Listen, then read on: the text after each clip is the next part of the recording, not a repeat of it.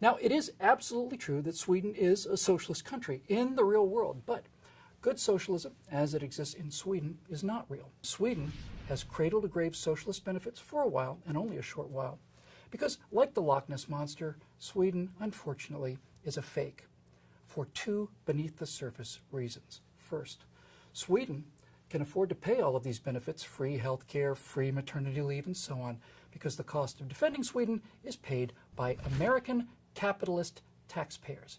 I don't want to hear about the few fighter jets or token troops that Sweden might have. All of the money made by all of the Swedes could not pay for Sweden's defense against the Union of Soviet Socialist Republics. Good socialism only exists because capitalists pay to defend the good socialists from the bad socialists. And Sweden and the rest of the socialist states is a fraud for a second reason. All of the European socialist states, all of them, they're dying. Socialism is an economic Ponzi scheme. You see, in order to pay for someone from cradle to grave, someone else has to do the work to come up with the tax money. As long as you have a pyramid, as long as enough young people are working at the bottom, then yes, you can afford these kind of benefits up at the top with old people. And sure enough, that was the case for several decades after World War II. But look, a stable society, not a pyramid, just a column, requires about 2.1 births per woman. 1 to replace the man, 1 to replace the woman, and 0.1 to take the fire challenge on Facebook. That 0.1 belongs to Darwin. They're not going to live long enough to have kids. Sweden's birth rate is 1.9. There are fewer Swedes every year. Norway's 1.9, Denmark is 1.7, Canada's 1.6, Japan is 1.4. Spain and Greece are both 1.3. These social welfare states are dying.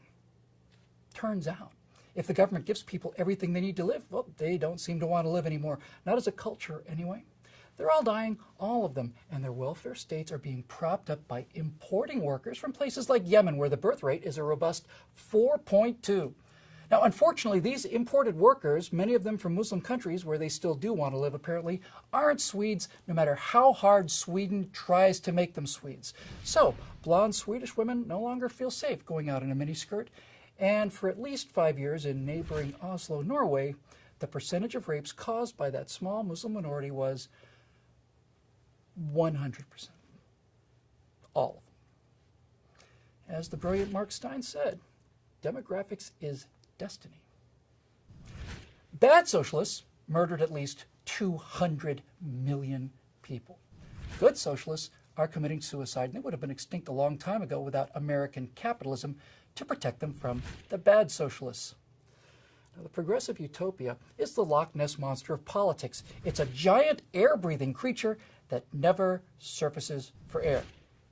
Progressives claim to love it because of their morally advanced love of the poor, but the fact is, the reason they love wealth redistribution to achieve income equality is because it's other people's wealth being redistributed to them. It's not morality, it's laziness, and it's envy, and it's stealing.